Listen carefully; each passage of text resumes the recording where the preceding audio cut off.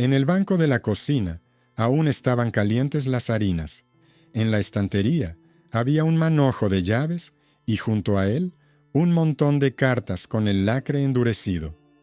El día transcurría envuelto en una húmeda niebla llana, y por la ventana entraba el viento salado de la marea. Mientras los sirvientes contaban los sacos de avena, la ama revisaba los gastos en velas y el administrador se quejaba del techo agujereado del granero.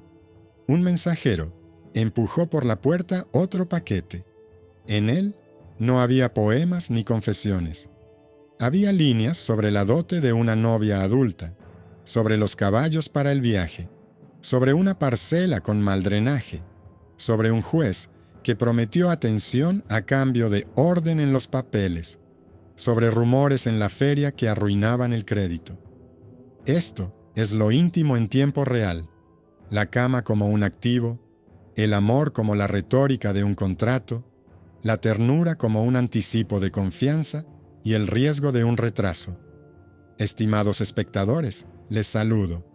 Escriban desde qué ciudad y país nos ven, y si se han encontrado con correspondencia en la que lo personal se convertía inesperadamente en contabilidad y derecho. Dejen sus comentarios. Su experiencia es importante. Disfruten de la escucha. Analizaremos cartas familiares, escritas en el este de Inglaterra, en el siglo XV, donde la lírica cortesana da paso a la cruda realidad de la prosa. El matrimonio como contrato, la cama como garantía, el honor como valoración de activos y los rumores como amenaza a la liquidez. Esta historia se desarrolla en el contexto de la guerra por la corona, cuando los nombres de Enrique y Eduardo, Lancaster y York rompían los sellos con la misma frecuencia con que el viento arrancaba los tejados. Pero en las cartas no hay escenas heroicas, sino el trabajo viscoso de la corte y el mercado. En un año, los parientes adultos discuten sobre la dote. Unos exigen que se entregue en efectivo y en tela. Otros, que se registre la tierra como propiedad conjunta, para que el marido no pueda hipotecarla sin el consentimiento de la esposa. En otra temporada, los carros se atascan en el barro de Norfolk, y la carta informa de que las personas que transportan los baúles se han retrasado un día, por lo que el novio tendrá que pasar la noche en una posada, lo que supone un gasto extra y más conversaciones.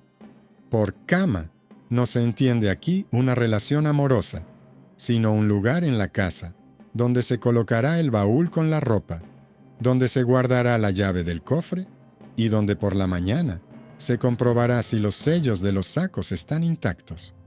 El realismo es tal que cada fórmula cariñosa se convierte en una pregunta. ¿Quién tiene el documento? ¿Quién paga la prenda? ¿Quién responderá ante el vecino usurero? El mito de la lírica continua, del amor medieval, se rompe contra estos fajos. Donde esperas una serenata, hay un inventario de la platería, redactado con palabras y reducido a un número de marcas y cucharas. Donde buscas un duelo por celos, se prolonga una aburrida disputa sobre el derecho de sucesión. Si la sobrina es lo suficientemente mayor para celebrar un contrato por su cuenta, si el matrimonio se considera válido según el canon, si el tribunal eclesiástico aún no ha resuelto la cuestión de los grados de parentesco prohibidos, si el marido puede disponer de la tierra recibida como parte conjunta, o si está obligado a conservarla como dote de la esposa en caso de viudedad. Las palabras honor y lecho son sinónimos de solvencia crediticia. Si los cónyuges se pelean, los vecinos dejan de prestarles dinero. Si el honor se ve mancillado por un rumor, el gremio no se hace responsable de los pagarés. Las cartas lo reflejan literalmente. Una persona con mala reputación paga más por los préstamos, y una casa sin paz se llena de huéspedes ocasionales, caros en lugar de socios rentables.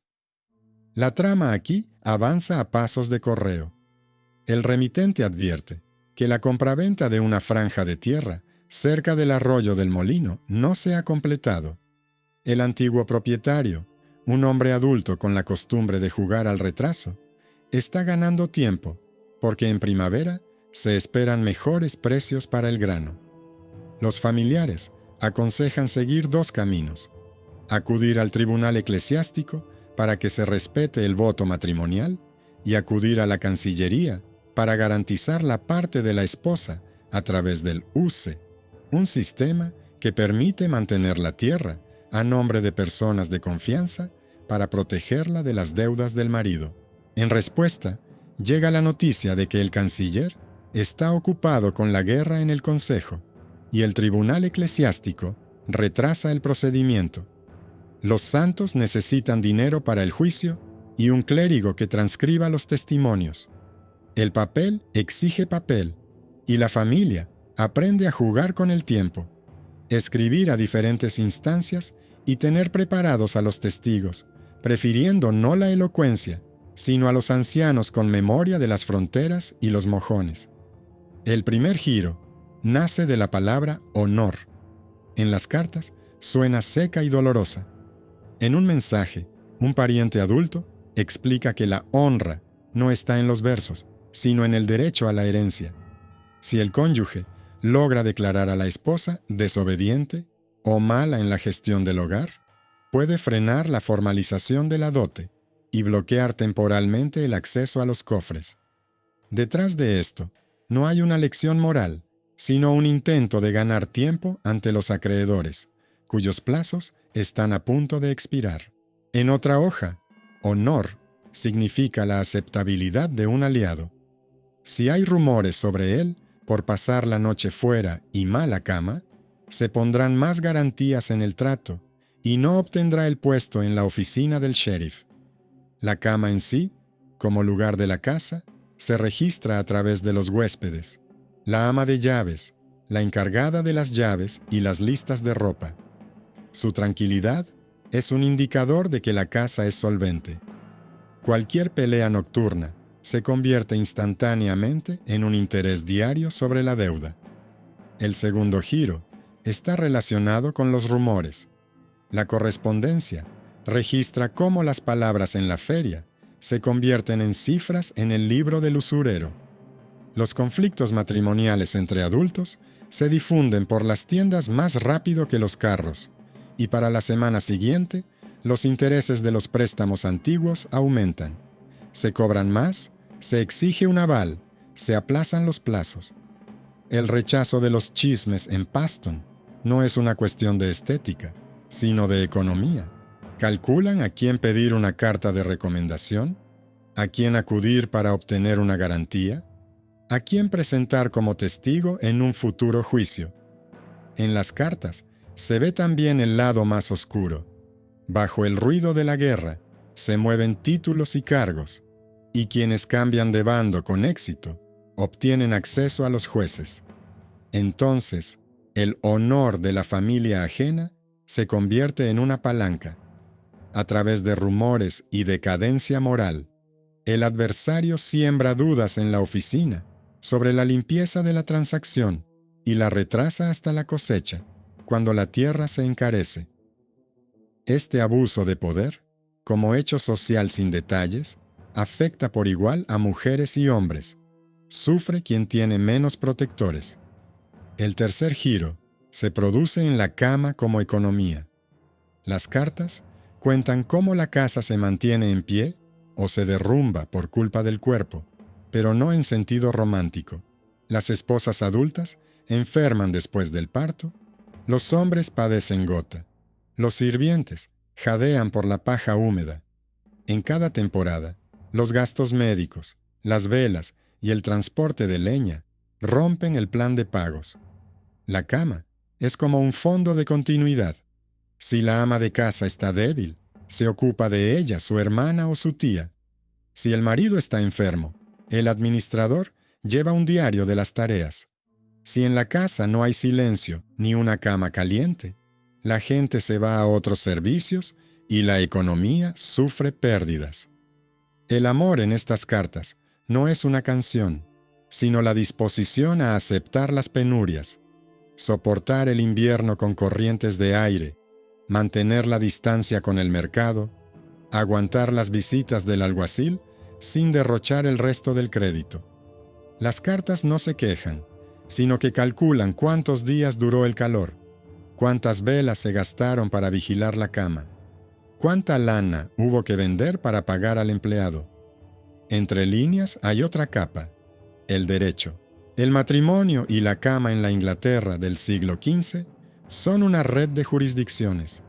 El derecho canónico decide si el matrimonio es válido y si se puede disolver. Las costumbres del condado dictan el orden de sucesión. El canciller resuelve las disputas sobre el uso, permitiendo proteger los bienes de la esposa. Las cámaras de derecho común se encargan de la propiedad y las violaciones de la paz. En las cartas, esto parece un cuaderno de rutas. ¿A qué tribunal acudir primero? ¿A quién pedir mano en los campos para acelerar el proceso? ¿Qué juez favorece a los comerciantes y cuál a los lores? Y de nuevo, lo íntimo no es un beso, sino un vínculo contractual. La cama da derecho a una parte, pero la parte se mantiene con sellos. El mito contra el documento se revela en las escenas más simples. En un sobre hay una lista minuciosa de telas y ropa blanca que le corresponden a la esposa según el acuerdo matrimonial, con una nota que dice que el baúl debe estar en una habitación donde la puerta se cierre con llave y la llave la lleve la propia esposa. En otro, hay un detalle curioso.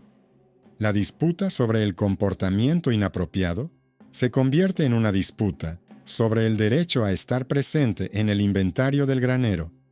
La palabra vergüenza se utiliza como pretexto para apartar a la ama de llaves de los asuntos y privarla temporalmente de su influencia sobre el flujo de grano.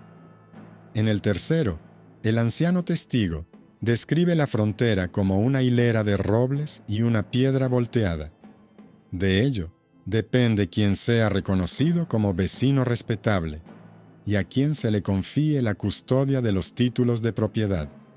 La lírica, si aparece, es como un ritual de cortesía para que la carta llegue a su destino. Un par de líneas suaves al principio y al final, y luego solo deudas, plazos y sellos. El amor aquí es la responsabilidad por los riesgos compartidos. Cuando en las cartas aparece la palabra honor, no se trata de un romance, sino de una dura disputa sobre los derechos sobre la casa, la renta y la herencia.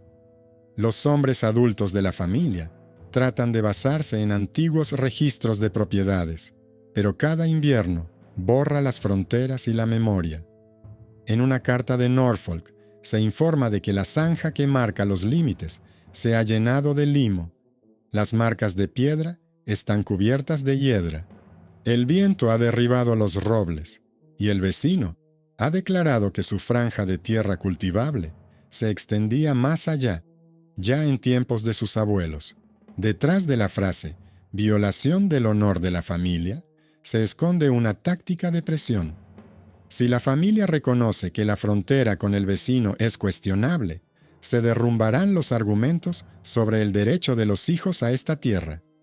En la correspondencia, esto se convierte en un plan: llamar a testigos adultos que recuerden los antiguos recorridos de las fronteras, enviar a un empleado competente a la oficina con una solicitud de protección de la tenencia, encargar al administrador que recopile testimonios locales sobre quién pagaba el tributo, cuándo y por qué parcela.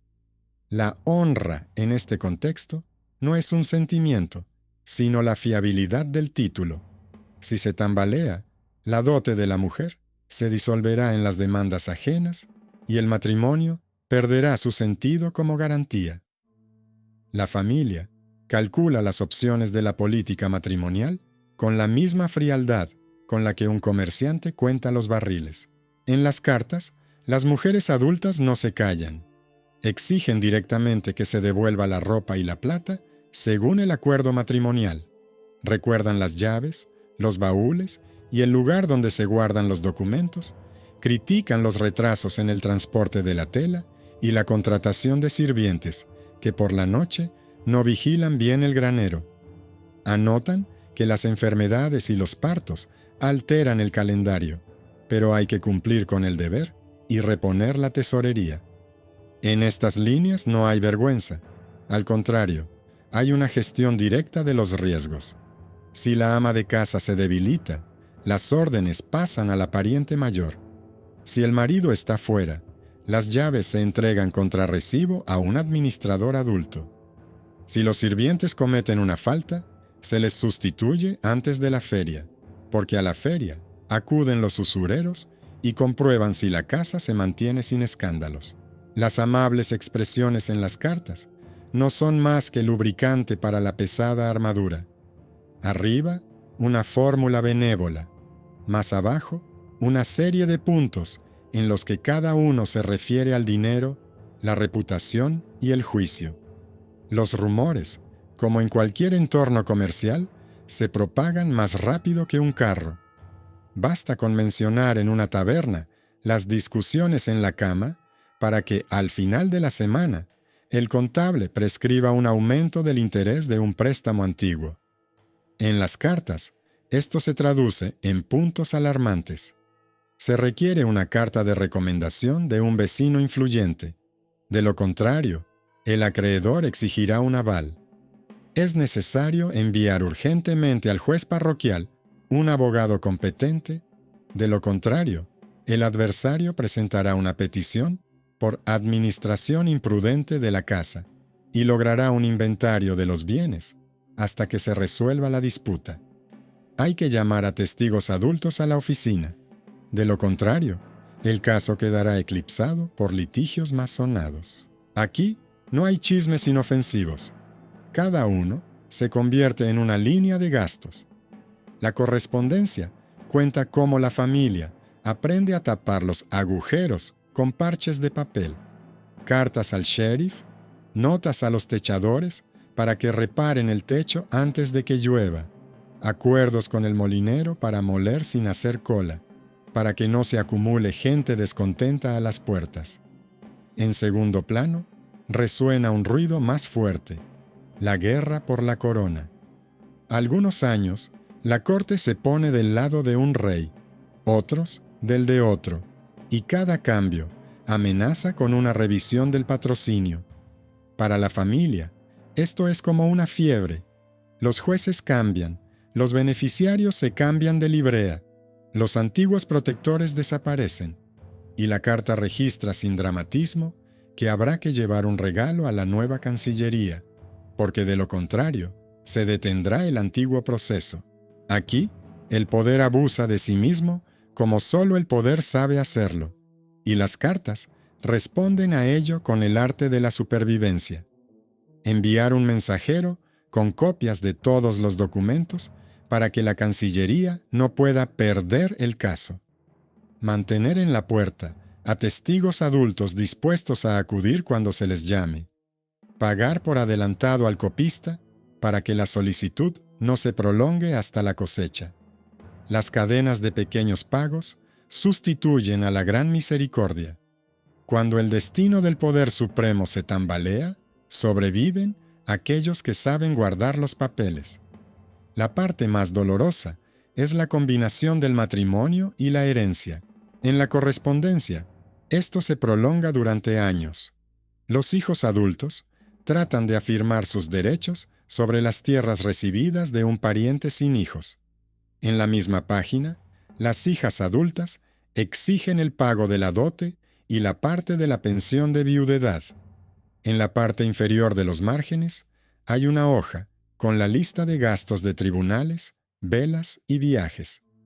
Cada retraso en la entrega de la dote influye en la elección de los pretendientes. A quien tenga peor reputación, se le dará una cantidad menor y se le impondrán más condiciones, hasta llegar al use, en el que la tierra se registra a nombre de personas de confianza para que no pueda ser hipotecada inmediatamente por las deudas del marido.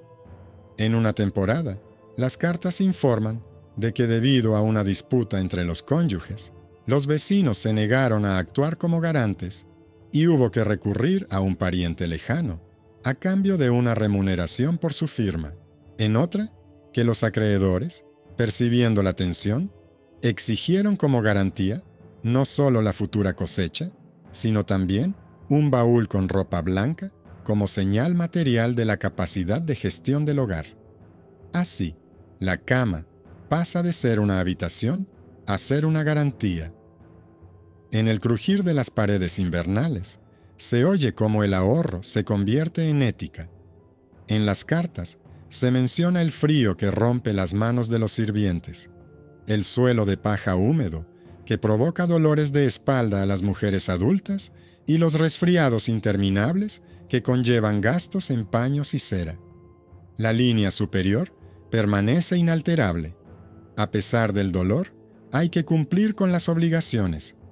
La ama de casa enumera los días festivos en los que no se puede trabajar y aquellos en los que sí, y a través de este calendario se abren paso los pagos. En una carta sobre una simple elección cotidiana, parchear el techo o enviar un regalo al empleado, se decide si la transacción sobrevivirá. Esta sombría aritmética despoja al lenguaje de matices rosados. Al amor se le asigna un lugar donde se mide por la fidelidad a pequeñas obligaciones. Poner un cuenco con agua caliente junto a la cama del cónyuge enfermo, aunque mañana haya que ir a la oficina. Quitarse las joyas para pagar los atrasos al funcionario judicial. Mantener la dignidad del hogar, renunciando a las peleas nocturnas cuando el servicio del vecino ya está llamando a la puerta. Poco a poco, la correspondencia establece unas normas que más tarde se denominarán modernización del espíritu, contabilización de deudas y obligaciones, confirmación por escrito de los acuerdos, formalización de los testigos, separación entre patrimonio y pruebas. En este mundo, todo se basa en que lo jurídico y lo económico son inseparables. El amor aquí no es un contrapeso, sino combustible. Cuando los cónyuges adultos discuten, pero siguen siendo responsables juntos de los tribunales y la cosecha, la casa entra en el invierno con menos pérdidas. Cuando una aventura rompe el equilibrio, en la carta de primavera aparecen líneas de gastos adicionales, y para el verano, solicitudes de préstamos para salvar el honor. Los documentos en cajas junto a la escalera se convierten en el verdadero dormitorio de este matrimonio. Allí se guardan las llaves de un futuro que se ha salvado. En la encrucijada entre los litigios judiciales y económicos, surge la figura del compromiso, odiada por los poetas, pero querida por las oficinas administrativas. Las cartas informan de que tras meses de quejas mutuas, las partes intercambiaron compromisos. A la esposa adulta se le reconoce el derecho a una parte de la renta mediante una anotación separada. El marido renuncia a vender por su cuenta la parcela en disputa. Los parientes se comprometen con sellos a pagar la tela y la vajilla hasta el otoño. Y a cambio, la familia deja de armar jaleo en la feria y refrena la lengua de los sirvientes. El acuerdo parece aburrido, pero devuelve la tranquilidad al hogar, donde por fin se puede dormir sin temor a un inventario nocturno. Aquí se manifiesta el nervio principal del mito y del documento. La leyenda espera la victoria del sentimiento sobre el cálculo, pero la carta, que huele a humo y humedad, muestra otra cosa. Lo que salva no es el patetismo, sino la secuencia de pagos y cartas. Y todo ello bajo el sordo estruendo de la guerra por el poder, que de vez en cuando atrae al condado a hombres armados y nuevos funcionarios. Las cartas lo señalan brevemente. Hay que retirar el ganado, cerrar los graneros, tener a mano copias de los títulos, porque los forasteros a caballo pueden confundir fácilmente la propiedad privada con la disputada. Aquí, el abuso de poder se registra con discreción, pero las consecuencias son directas. Gastos adicionales, miedo, pérdida de comprensión por parte de los acreedores. En tal situación, los gestos de amor más fuertes no son las palabras, sino la disposición a aguantar juntos el golpe, no delatar la casa a los rumores y no malgastar los sellos. Así, la correspondencia familiar se convierte en una radiografía del siglo XV. El amor como un acuerdo de defensa conjunta de la propiedad, el dinero como la sangre de la casa, la cama como el lugar donde se guardan las llaves y los recibos, donde cada mañana comienza con la lectura de lo que ha traído el mensajero, mientras en casa se mantienen los sellos secos y los clérigos bien alimentados. Las cartas muestran cómo la palabra honor se convierte definitivamente en sinónimo del derecho a la tierra. Cuando los parientes adultos se refieren a la ofensa al honor de la esposa, significa que el adversario intenta expulsarla de la línea de sucesión y debilitar su derecho a la parte de la viudez. En las granjas, las vallas se pudren, el grano se humedece en los graneros y los carros se llevan a la oficina copias de las escrituras de donación y notas sobre la propiedad fiduciaria, donde la tierra está registrada a nombre de los fiadores para protegerla de las deudas del marido. En las cartas se explica secamente cómo funciona este entramado. Los adultos apoderados mantienen los títulos a su nombre en uso de la esposa, para que su parte no se disuelva en un proceso perdido. Si el marido intenta cambiar las tierras por la deuda actual, los apoderados presentan una demanda por abuso de confianza. Así, la intimidad familiar se convierte en una red de nudos jurídicos, donde la cama no es un lugar para los sentimientos, sino un punto de acceso a documentos y llaves. El contexto social se vuelve más duro. La guerra por la corona eleva y derriba a los protectores, y las cartas registran que cada cambio político altera los plazos en la Cancillería. En un paquete se informa de que el juez que favorecía a los comerciantes ha sido destituido, lo que significa que la petición de reconocimiento de la parte matrimonial tendrá que presentarse desde el principio, pero ya con nuevas tasas. En otra hoja se indica que los recaudadores de impuestos han retrasado la entrega de las copias, alegando la presencia de la guarnición militar en la ciudad, y que alguno de los adultos debe llevar el regalo por otra vía para que los documentos no se pierdan en el bullicio. Estas líneas no hablan de malas intenciones, sino de la fricción de la maquinaria. El poder cambia, y el papel requiere dinero, paciencia y personas sanas capaces de recorrer un camino embarrado. En tales condiciones, la tesis de la honra se utiliza como un golpe a la parte más vulnerable de la estructura, el derecho de la esposa a la posesión segura y la capacidad de la familia para pagar a tiempo. Mientras tanto, el ecosistema del mercado convierte el rumor en precio.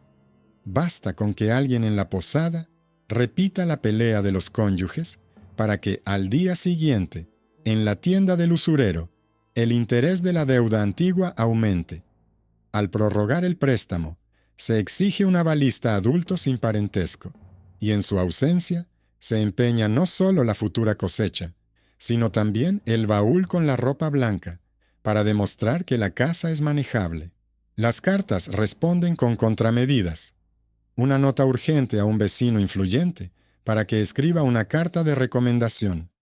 Un acuerdo con el juez eclesiástico para que se examine pronto el caso sobre las obligaciones mutuas de los cónyuges. La convocatoria de testigos adultos de las inspecciones de límites.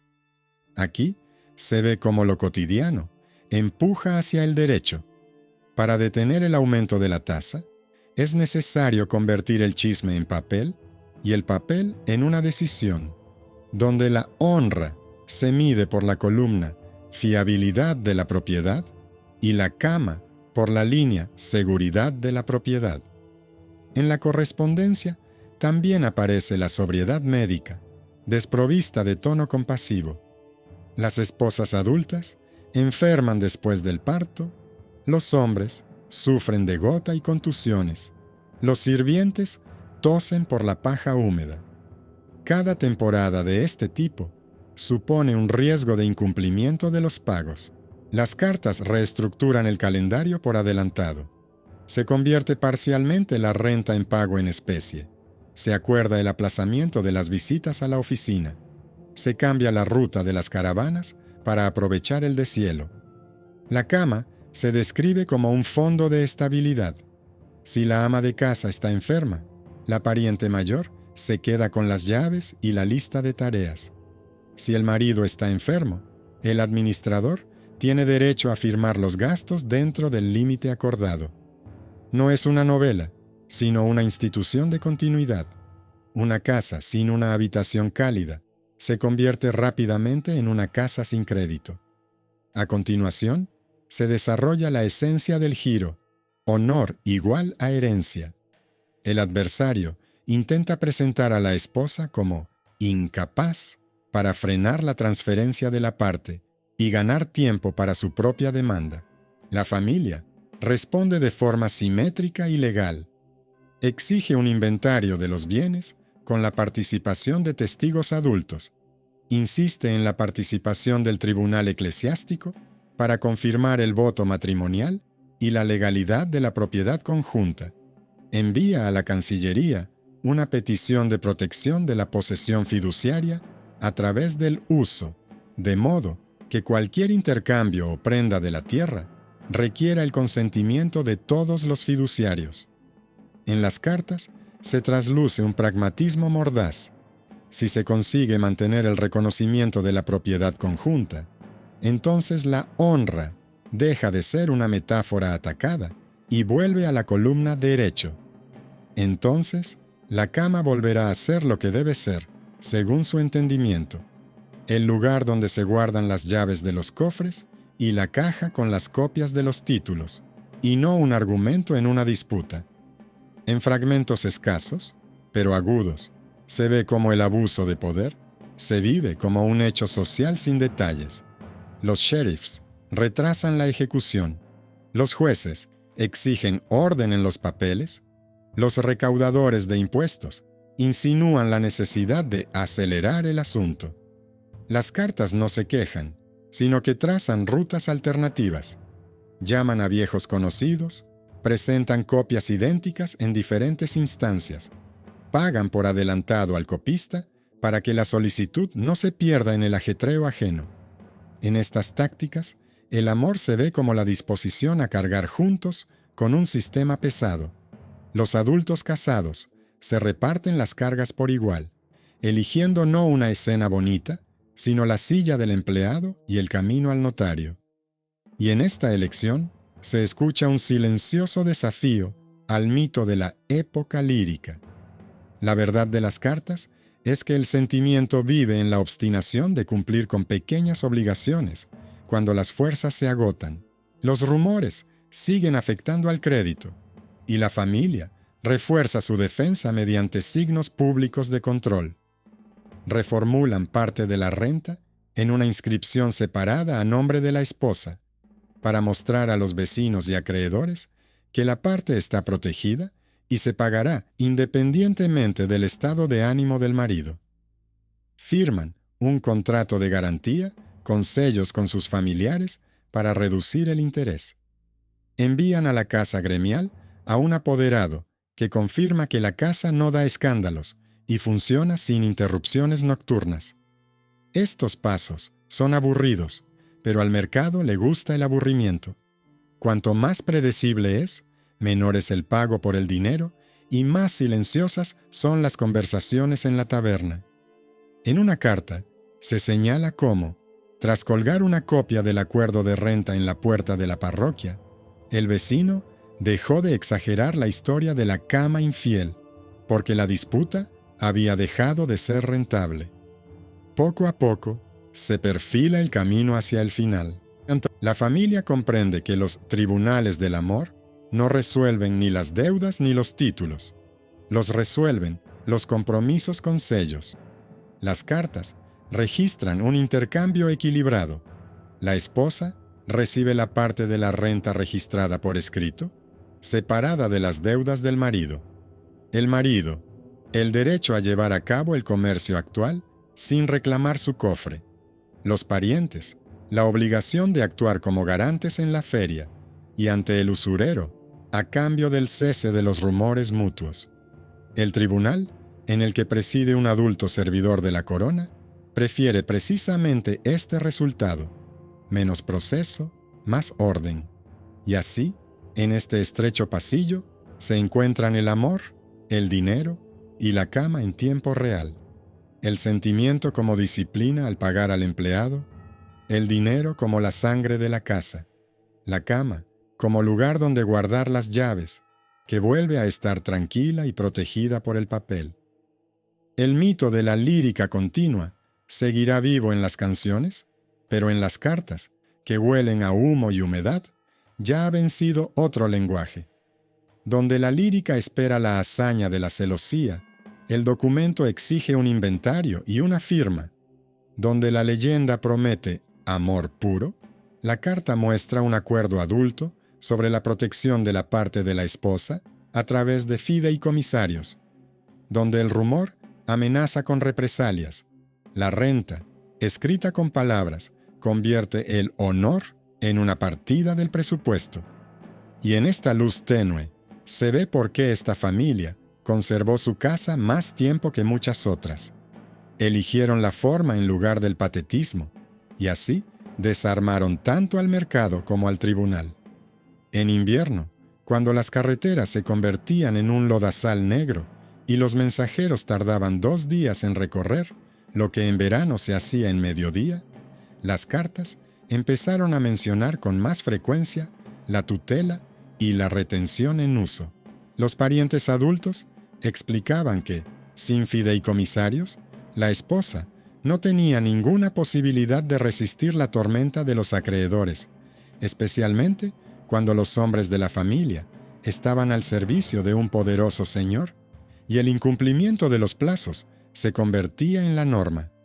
Mediante esta técnica de uso, la casa separaba la cama de las deudas.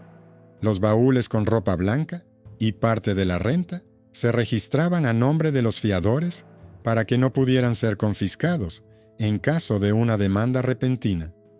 En los márgenes de un papel, la mano del secretario dejó una nota indicando que el anterior propietario había fallecido sin testamento, lo que significaba que la disputa sobre la herencia podía presentarse ante el tribunal eclesiástico en relación con los votos matrimoniales y las promesas, y ante la Cancillería en relación con la protección de la propiedad a favor de la esposa. El endurecimiento se produjo sin dramatismos. El camino a cada tribunal costaba velas, monedas de viaje y la salud de un mensajero adulto, que luego tosía durante una semana por la humedad.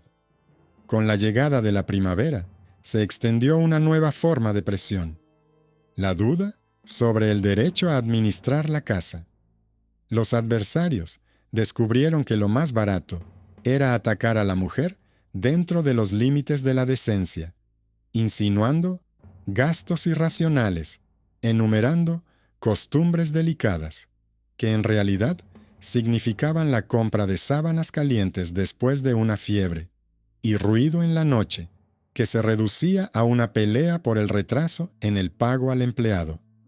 Las cartas respondían con espejos. En respuesta, se enviaban inventarios de ropa blanca, listas de gastos médicos, informes del administrador sobre el estado de los graneros y las pieles que se vendieron para pagar el salario del escribano judicial. Parecía mezquino, pero al compararlo con el acuerdo matrimonial, se convertía en un escudo. Si la casa se gestionaba según las normas y se cumplían las obligaciones, el honor se pagaba con hechos, no con palabras. De esta pequeña defensa surgía lo más importante: la estabilidad de la renta. Cuanto más detalladamente se describía la vida conyugal, más difícil era llevar a cabo la maniobra de confiscación con el pretexto de la incapacidad. Los rumores seguían minando el crédito, y la familia les tendió una trampa. Cada semana de feria comenzaba con la publicación de copias de los acuerdos en la puerta de la parroquia. Aquí se indicaba que la parte de la esposa se asignaba a un flujo separado, que los carreteros eran contratados por un periodo determinado, que los graneros estaban cerrados con llave y que los fiadores habían acordado sellar el pago con sus sellos. Estos carteles no detenían las malas lenguas, pero las enfriaban con el cálculo. En la tienda del usurero, el interés se mantenía más cerca del nivel anterior, porque la renta se consideraba un flujo industrial y no una gracia casual del marido. En una carta, se describe cómo un conocido jefe de gremio se negó a firmar por un vecino que difundía rumores sobre camas sucias. Tras colgar el acuerdo, el chisme perdió rentabilidad y el jefe prefirió no enemistarse con la casa, cuya orden se confirmaba con un documento. La política ejercía una fuerte presión sobre el papel. Cuando el poder se tambaleaba en Londres, en los condados cambiaban los alguaciles y los jueces, y cada vez la correspondencia se volvía más dura. Los adultos de la familia intentaban volver a certificar las copias en la oficina para no depender de la memoria de los nuevos funcionarios. En las cartas, esto se denominaba actualizar a la fecha actual. A veces, el abuso de poder se manifestaba abiertamente. El recaudador de impuestos perdía la decisión hasta que recibía respeto. El sheriff olvidaba enviar las citaciones si sus hombres estaban acuartelados con el lord, a cuya sombra se desarrollaba el litigio. La correspondencia lo registraba con frialdad, como gotas que caen del techo.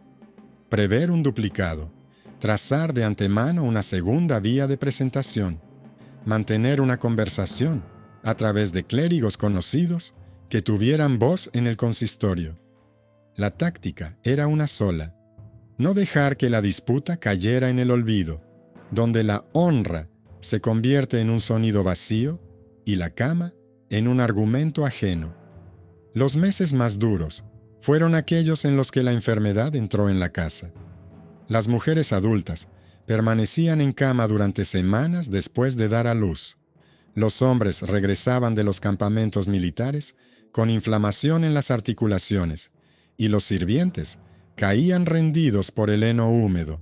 Las cartas de aquellos días sonaban como una oración contable: transferir parte de los pagos en especie, convencer al molinero de que moliera el grano sin hacer cola por el empleado, llevar a casa ceniza caliente para debajo de la cama, comprar velas para la noche para la guardia y la escritura.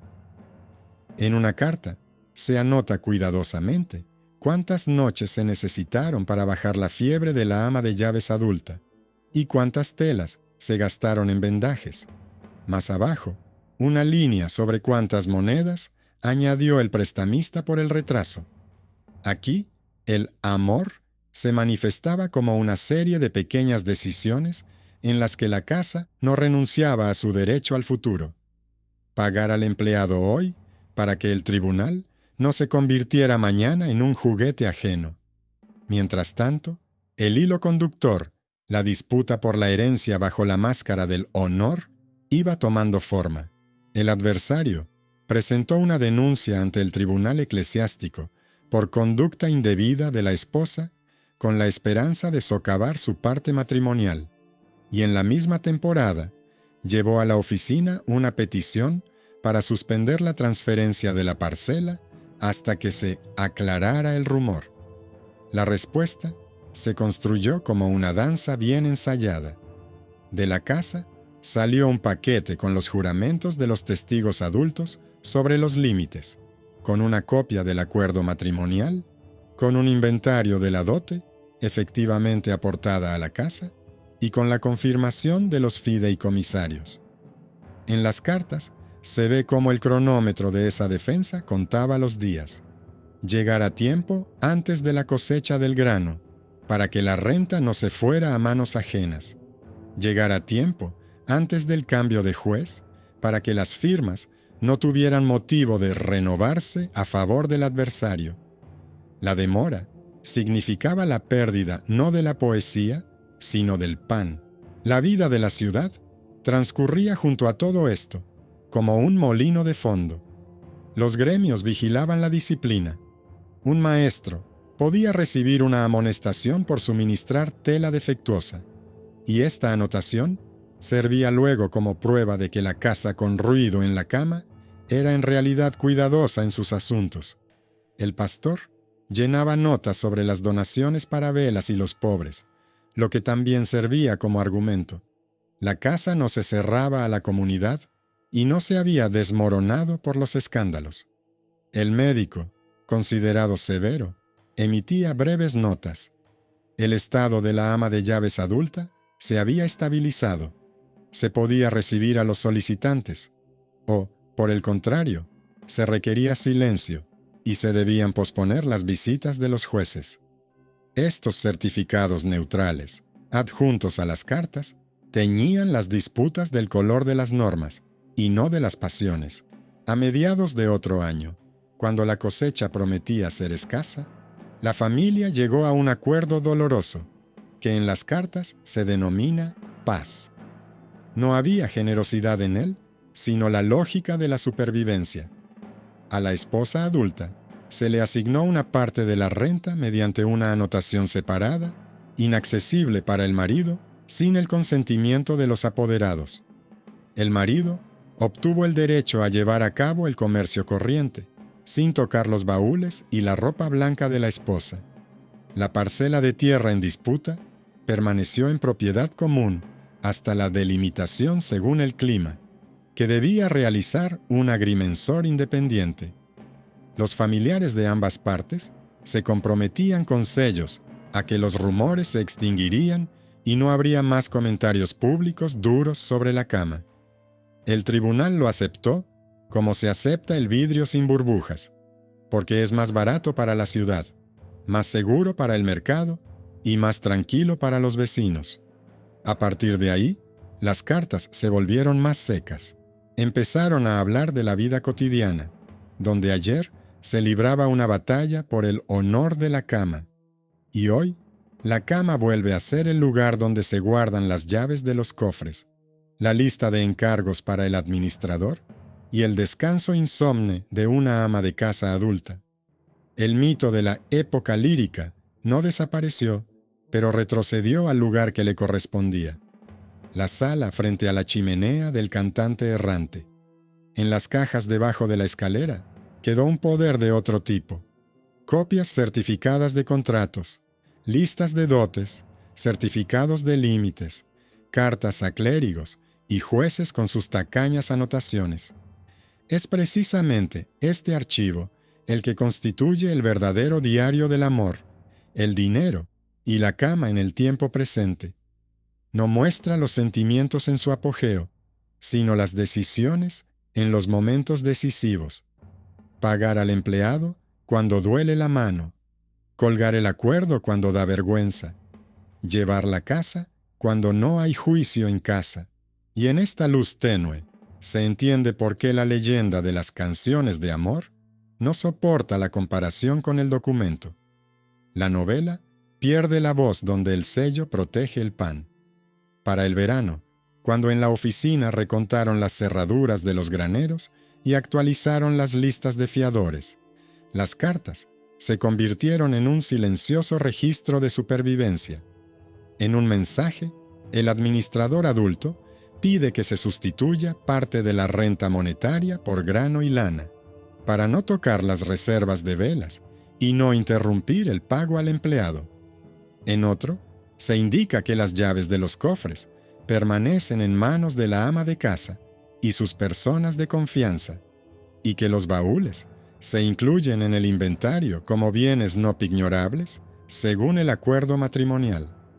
Allí mismo se señala brevemente que la cama de la habitación principal vuelve a considerarse pacífica, es decir, apta para recibir invitados y para que pernocten aquellos que vienen a firmar los papeles. No hay poesía en estas palabras, solo el retorno a la normalidad de la vida, donde la quietud nocturna protege el crédito diurno.